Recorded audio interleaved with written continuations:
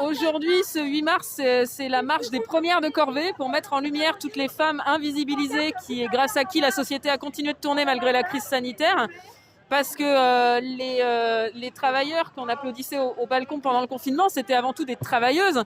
C'était des soignantes, c'était des caissières, c'était des aides à domicile, c'était des assistantes maternelles. On a entendu de grandes envolées lyriques disant qu'enfin, il fallait que les salaires soient proches, dépendent de l'utilité sociale des métiers. Depuis, grand silence, voire même dégradation, puisque ces métiers, ces professions sont en première ligne face à la crise économique, avec toutes les travailleuses précaires dont la situation se dégrade encore. Et puis on sait que la crise, elle a comme impact d'augmenter les tâches domestiques avec le recul des services publics, ce qui est encore une fois assumé par les femmes, assumé par les premières de corvée. Et enfin, on sait aussi malheureusement que la crise se traduit par une nouvelle augmentation des violences, alors que des violences, il y en a déjà partout au travail et dans la vie.